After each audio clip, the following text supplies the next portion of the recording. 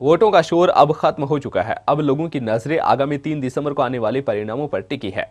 चुनावी चर्चा थमते ही अब हर किसी की जुबान पर एक सवाल गूंज रहा है, कौन प्रत्याशी जीतेगा, प्रदेश में किसकी सरकार बनेगी। हालांकि प्रमुख प्रत्याशी अभी बुधवार वोटिंग का आकलन करने में जुटे हैं।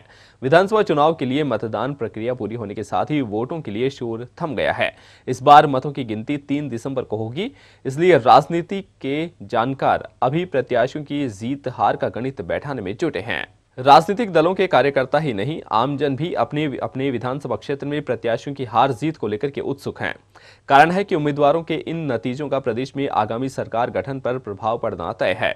करीब 1 महीने तक विधानसभा चुनाव की गहमागहमी खत्म होने के बाद लोगों की उत्सुकता प्रदेश में बनने वाली आगामी सरकार को लेकर के है। प्रदेश में 3 दशक से विधानसभा चुनाव में एक बार कांग्रेस और एक बार भाजपा की सरकार बनने का रिवाज है।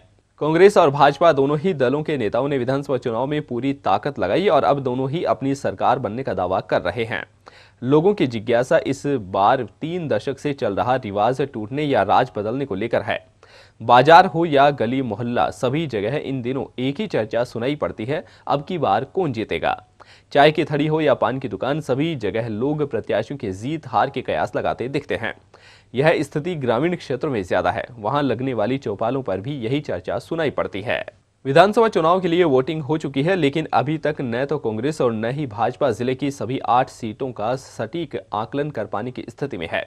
दोनों ही दल और अन्य प्रमुख प्रत्याशी अपने अपने क्षेत्रों में बूथों पर डाले गए वोटों के आधार पर हार जीत का आकलन लगाने में जुटे हैं। प्रत्याशियों ने अपने अपने क्षेत्रों में कार्यकर्ताओं के साथ बूथों पर डाले गए वोटों का गणित लगाया। भाजपा और कांग्रेस की ओर से टिकट वितरण करने के बाद कई दावेदार नाराज हुए तो कुछ ने बागी बनकर के चुनाव लड़ा। उनसे संगठन निपट चुका है, उन्हें बाहर का रास्ता दिखाया गया है। वहीं नाराज दावेदारों को मनाया गया है, लेकिन वह पार्टी प्रत्याशियों के साथ चुनाव प्रचार में नजर नहीं आए। सीकर जिले में सीकर शहर से लेकर फतेहपुर, श्रीमाधोपुर, खंडेला, नीमका थाना, धूद आदि क्षेत्रों में दोनों पार्टियों में से कोई ना कोई नेता नाराज था, जिसका सीधा सीधा असर चुनाव परिणाम में भी दिग्गज पार्टियों के प्रत्याशियों पर दिखाई पड़ता दे रहा है। विधानसभा के चुनाव हो चुके हैं। वोटिंग के बाद निर्वाचन आयोग ने मतगणना की तैयारियां शुरू कर दी है। झुंझुनू शहर के सेठ मोतीलाल कॉलेज में 3 दिसंबर को मतगणना होगी। मतगणना के लिए नियुक्त मतगणना पर्यवेक्षक, मतगणना सहायक, माइक्रो ऑब्जर्वर का मंगलवार को सूचना केंद्र स्थित सभागार में प्रशिक्षण दिया गया। प्रशिक्षण में जिला निर्वाचन अधिकारी बचनीश कुमार अग्रवाल के निर्देशन में प्रशिक्षण प्रभारी प्रकाश चंदेलिया ने निर्वाचन आयोग के निर्देशों के तहत मतगणना कराए जाने के संबंध में विस्तार से जानकारी देते हुए राजनीतिक दलों के मतगणना एजेंट, पोस्टल बैलेट, ईवीएम मतगणना को लेकर के प्रशिक्षण दिया। प्रशिक्षक प्रकाश चंदेलिया ने बताया कि मतगणना से संबंधित प्रशिक्षण कार्य ईवीएम के साथ मतगणना ड्यूटी में लगे कार्मिकों को करवाया जा रहा है। 3 दिसंबर को सेठ मोतीलाल कॉलेज में मतगणना होगी, इसके लिए तैयारियां की जा रही है।